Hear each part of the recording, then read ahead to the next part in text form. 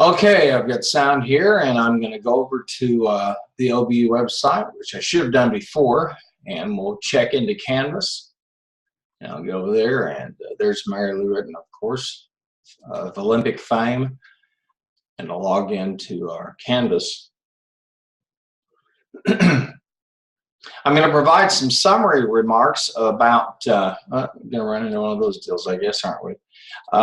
Some summary remarks, if you will, about everybody's work, and try to tie a kind of a ribbon and some packaging around the first week of our course all about ESPN. I think you knew already that ESPN is a remarkable company, and I think as you have read through the very first section and dealt with these first set of questions about ESPN, I think it's become very evident that there's some interesting things going on, and I posed some of those questions in terms of the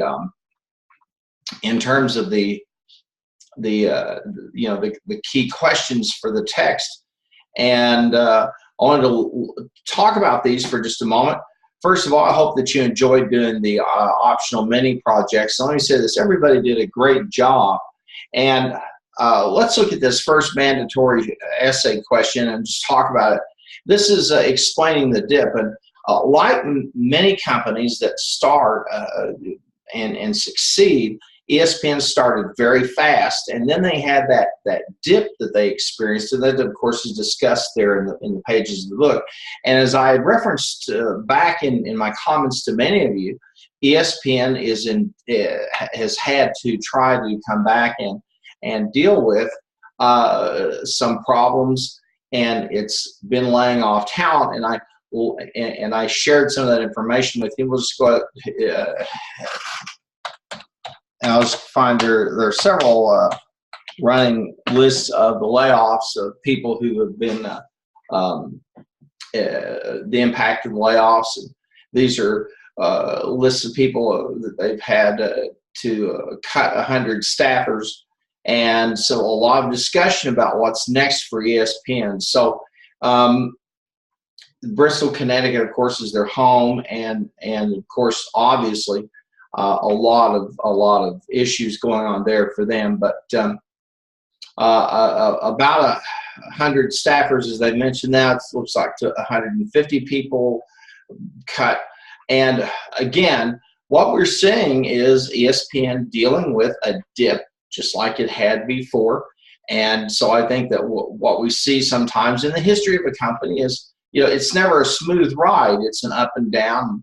And ESPN is at that point now. It's having to make some decisions about its future. Click over here to the next. Then the technology that ESPN used to get its start was cable, and that was its game changer. And ESPN's approach to cable was, we have something you want. You have airtime, you have technology, you have airtime you need to fill, you have technology. You can, I think, as you remember, Rasmussen talked with one of the cable companies. The guy said, yeah, we can broadcast from anywhere in the world with satellite technology that they utilize, and the cable systems that are built in. And so the cable system became the technology, and now, of course, today ESPN is another game-changing technology. Has, of course, been the advent of the internet and high-speed computing. And I'm just going to go to ESPN for a second. Let's take a look. And remember also that ESPN had a model to guide the way, and that was, at one time, ABC Network had a program called The Wide World of Sports, and this was the attempt of the people at ABC to show you go to YouTube and you'll see the intro to the ESPN to the Wide World of Sports, and the thrill of competition, the agony of defeat, and they show people skiing and all kinds of things.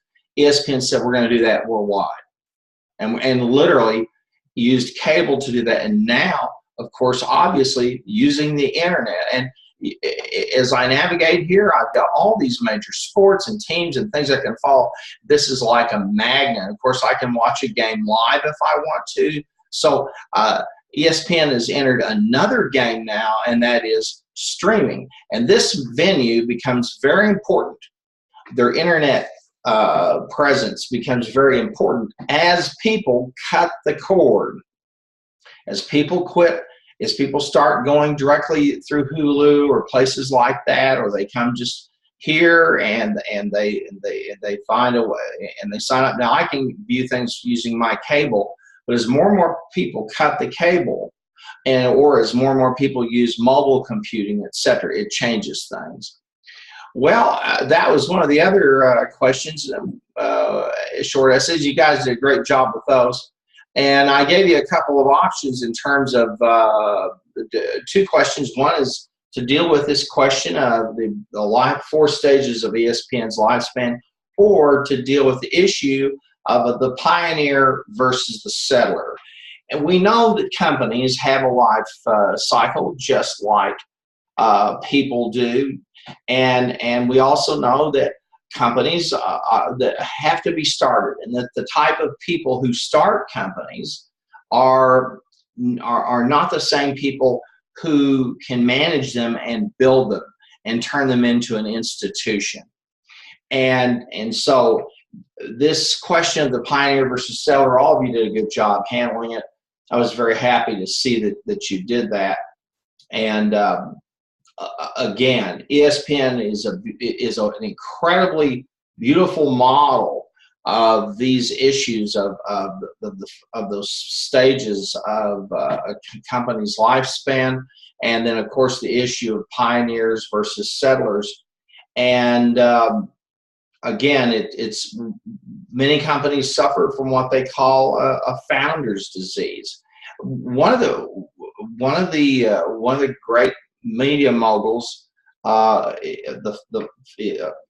Rupert Murdoch, okay, he and his family have run their empire, which included Fox Sports. I think they also now own CNN and the Washington. No, that's the guy from Amazon. But to make a long story short, they've had to try to figure out, okay, how do we break this great empire apart? And so that question of the life stage of that company is kind of, so you guys did a great job with that also. And I wanted to also speak quickly about the project. And all of you I know had, you went to ESPN, you looked at the tools are there for the teams that you follow.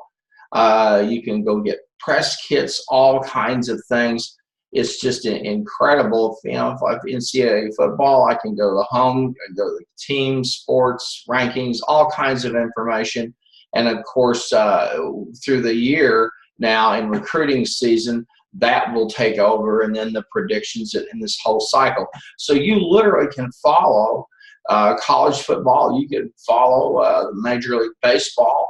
Any of these sports, you can follow the events as they're going on through the year. As you go through the cycle of the season, you go through the cycle of the trading periods, or in college football or college basketball, college sports or recruiting, on and on and on. And so, of course, identified some of your favorite teams, and you saw all the resources that are there too. So you did a great job on those, and I was hoping to, and you did a fairly good job talking about the PR media kit that ESPN can provide. So again, great start to the course. You had some good things to say. I truly appreciate it, and I think this gives you a sense now as we move into the second part, or the second piece of this, the kind of themes that will emerge. And this is looking at as ESPN as a startup. You hear the term out there, unicorns, okay? And you'll hear people talk about that. These are companies that are so unique, so different, that they look like a real winner if they're capitalized. I can give you an example of them. Would be Uber, okay, would be one of them, or Airbnb, Twitter, Facebook, and venture capitalists are out there always looking for that unicorn. Well, ESPN is that unicorn, a perfect, what I call a perfect storm of technology, cable TV, the role of it leisure time in society, sports culture growing up, people finding that sports could become a real revenue source for them, and a perfect storm of ESPN, who is committed to being fanatical, committed to doing one thing: providing fans access to their favorite sports. And ESPN has become more and more editorial in its approach, becoming, critiquing sports, providing all kinds of technological innovations like the yard markers and all those things. Again, it is the unicorn, and is now in a space of retransformation as we see the rise of digital age. We see the rise of the internet, which is another game changer, as ESPN is trying to do that, and trying to deal with two big issues that they have. One, competition, growing competition from Fox Sports. The second, competing with themselves, making certain they don't oversaturate the market. And that is a tough one. Well, anyway, thank you so much, and a great week. I appreciate all that you did, and I'm going to stop the share now, and I'll record this and place it over there in the announcements for you to take a look. Again, congratulations, everybody. A great job. I think you found that this is a fun course. We all love sports, all of us, and yet at the same time, a lot of great business lessons we can learn.